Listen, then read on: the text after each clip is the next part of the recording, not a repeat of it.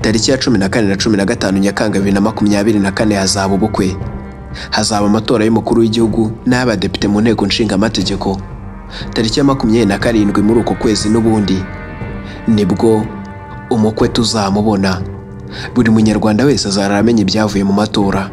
Hazarara hamenyekanye uzahabwa inkoni y'ubutware bwo gutwara amatware y'urw'imisozi 1000 rugabanyijwe mu intara 5 n'uturere 30 dutatse udusozi 1000. Abarutuye bagera kuri miliyoni 14.25 batuye ku buso bwa kilometero kare 26,338 bazarara bamenye perezida wabo.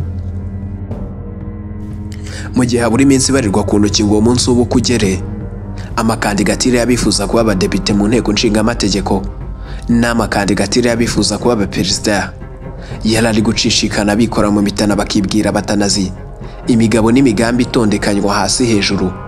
Kuri ubu komisiyo y'igihugu y'amatora NEC yamaze gutangaza kandidatire z'abakandida yakiriye z'abifuza kuyobora u Rwanda. Muri iki kiganiro menya cy'uyu munsi tugiye kugaruka ku bakandida 9 batanze kandidatire zabo zo kwiyamamariza umwanya wa perezida. Mbahaye ikaze kuri Mira Rwanda, isoko y'ibyegeranyo bicukumbuye n'amakuru yizeye utasanga ahandi. Njyewe ndi Penuel Muvandimwe. Aba ngiye kukubwira batanze kandidatire zabo hasigaye kwemererwa nyuma y'isuzuma NEC ikazatangaza urutonde ntakuka rw'abagomba kwiyamamariza kuyobora u Rwanda.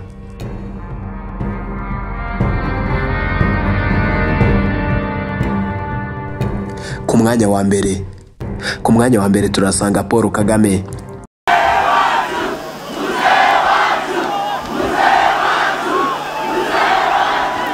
Paul Kagame ni nawe usanzwe kuri uyu mwanya w'umukuru w'igihugu, aho amaze kuyobora manda 3.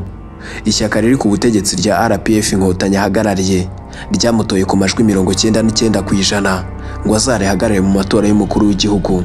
His Excellency Paul Kagame yayoboye ingabo za RPF Inkotanyi zahagaritse jenoside yakorewe abatutsi mu 1994.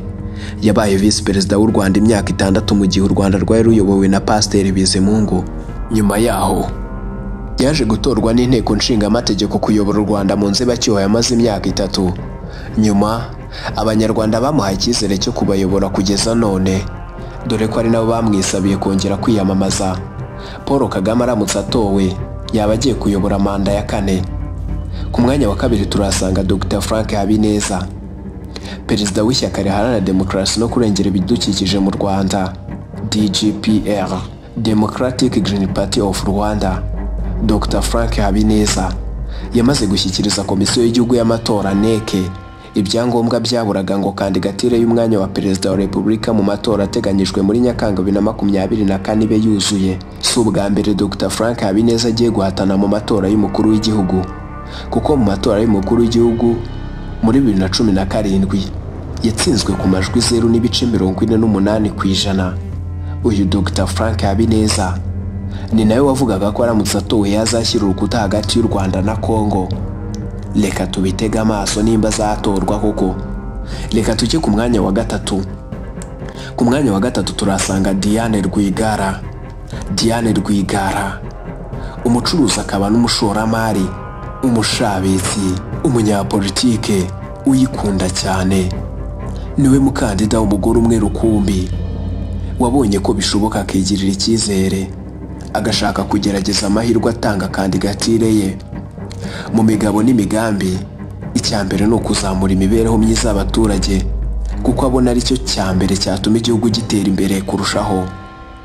Kureka abantu bagakora bakiteza imbere, ikibazo cyo kubona ifunguro kigakemuka, kubona aho baba bigakemuka, kurihira abana amashuri bigakemuka. Ibyo bibazo byose byakemuka ari uko abantu bahawe uburenganzira bwo gukora imirimo ibateza imbere, bakoroherezwa gukora nk'uko ku banyamahanga bigenda. Ayo ni amagambo ya Rwigara Diane. Mu by'ukuri Diane Rwigara avuga ko icyo ashyize imbere cyane ari ukuzamura ubukungu bw'igihugu, ngo kandi ntibwiharirwe na bamwe. Diane Rwigara nawe ari mu bakandida bigenga. Reka turebe amahirwe azaba afite uko azangana. Reka tujye ku mwanya wa 4. Ku mwanya wa 4 turasanga umugabo utangaje, Barafinda Sekikubo Fred. Uyu mugabo wamenyekanye cyane muri 2017 ubwo yari yashatse kwiyamamaza bwa mbere ntibikunde. Ubu bwo ngo agarukanye tingatinga y'ubwenge nk'uko abyivugira. Afite ibitangaza 200 bipfundikiye mu gaseke bizapfundurwa umunsi yicaye ku ntebe y'uperezida. Barafinda Sekikubo Fred muri manifesto ye, gahunda ye ni ugushyira amaperezidanse mu ntara enye z'igihugu ziyongera kuri imwe isanzweho.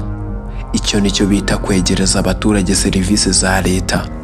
Immigration azashyira hafi y'abaturage ku buryo abashaka ibyangombwa byo kujya mu mahanga bazajya babifatira mu ntara zabo, mu mirenge yabo, mu tugari twabo. Barafinda Sekikubo Fred aje koroshya ibintu mu gihugu mu buryo budasanzwe, ko azazana politike y'ikosora muri Afurika. Nibwo abanyarwanda ngo bazumva icyanga cya politike. Barafinda Sekikubo Fred ushyiramo no gukabya. Afurika ngo ayifitiye ibitangaza 2,000, isi yose ngo ayifitiye ibitangaza 20,000. Barafinda Sekikubo Fred w'imyaka 54 y'amavuko yigeze kujyanwa mu bitaro bya Caraes Ndera, ibyo tuzi nk'ibitaro byakira abarwayi bo mu mutwe. Yari yajyanywemo na RIB. Yavugaga ko afite uburwayi bwo mu mutwe, byagaragaye ubwo yatangaga ibiganiro kuri YouTube. Gusa Barafinda Sekikubo Fred yabwiye abanyamakuru ko zari impamvu za politike.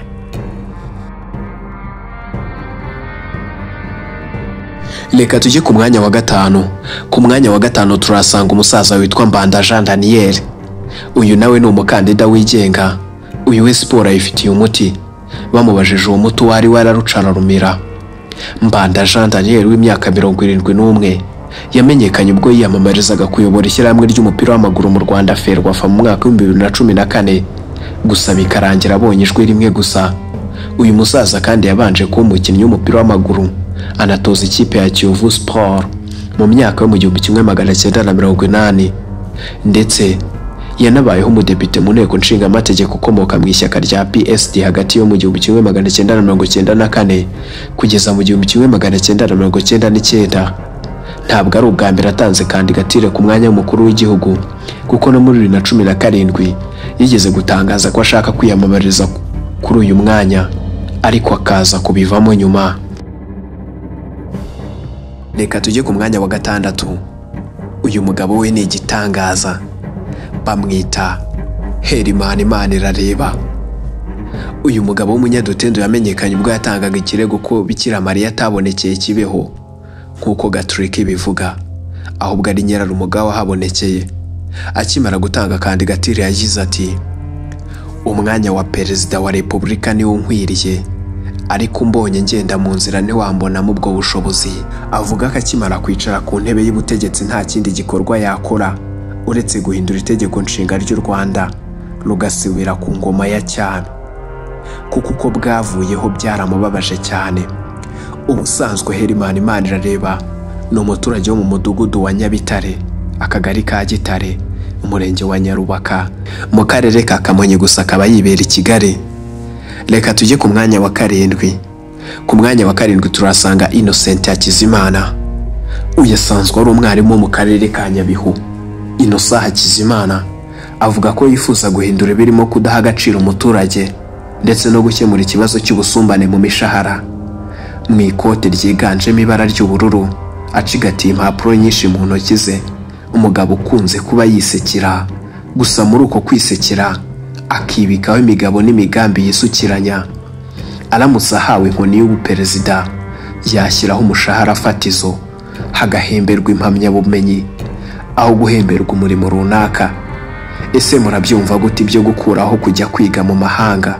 Kumva ko minisitiri w'uburezi ajyana abana be kwiga muri Amerika no gusuzugura uburezi mu gihugu cye. Innocent Hakizimana nawe ni umukandida wigenga ushaka kuyobora u Rwanda.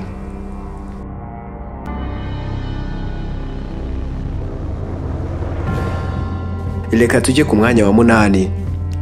Ku mwanya wa 8 turasanga Philippe Mpayimana. Ibiri mu gaseke zapfundura abanyarwanda umunsi w'ubuperezida harimo igisubizo kirambye kizakemura ikibazo cy'ingorabahizi cy'abanyarwanda bahize ishyanga. Ndavuga bahunze u Rwanda mu 1994 bari mu mahanga, aho nta kintu na gito cyo kwigerereza ku gihugu cyabo bafite. avuga ko yahita ashyiraho gahunda nshya zituma aho bari batangira kwisanisha no gukorana n'igihugu cyabo. Ubusanzwe Philippe Mpayimana ni umukozi wa leta muri Minisiteri y'Ubumwe bw'Abanyarwanda n'Inshingano Mboneragihugu. Ni impuguke ishinzwe uruhare rw'abaturage mu kwishakamo ibisubizo. Ni umwanya yagiyemo mu Gushyingo 2021 mu matora aheruka. Yiyamamaje nk'umukandida wigenga agira amajwi 0.73%. Nyuma yo gutsindwa yashatse no kwinjira mu nteko nshingamategeko, nabyo ntibyakunda. Uwo ni Philippe Mpayimana. Reka tujye ku mwanya wa 9. Ku mwanya wa 9 turasanga undi mukandida wigenga, Thomas Nahimana. Avuka mu murenge wa Nzahaha mu karere ka Rusizi mu ntara y'Iburengerazuba. Yatangiye kumenyekana mu Rwanda mu mwaka wa 2005 nyuma yo gutangiza igitangazamakuru gikorera kuri murandasi leprofet.fr. Uyu mupadiri waciwe muri Kiliziya Gatolika yo mu Rwanda akunze kwita umutaripfana cyangwa impunzi ya politike, ariko mu mvugo zakunze kumvikana hakanapfobya Jenoside yakorewe Abatutsi mu 1994. Mu minsi yashize ibinyamakuru bitandukanye byakojeje baba muri wino birandika, imbuga nkoranyambaga zirandika, ubwo yatangazaga ko avuye muri Repubulika Iharanira Demokarasi ya Kongo guhuza imbaraga na Felix Antoine Tshisekedi ngo barebe uko bahirika ubutegetsi bw'u Rwanda, nubwo bamwe batabyemeye. Padiri Nahimana Thomas niwe dusorejeho kubahatanira umwanya wa perezida. Abo bose tumaze kuvuga, reka tubifuriza amahirwe masa. Ese wowe uzatora nde? Igikumwe cyawe kizatora umuntu w'ingirakamaro uzafasha igihugu n'Abanyarwanda gutera imbere. Ndagushimiye wabanye natwe guhera ku munota wa mbere kugeza none.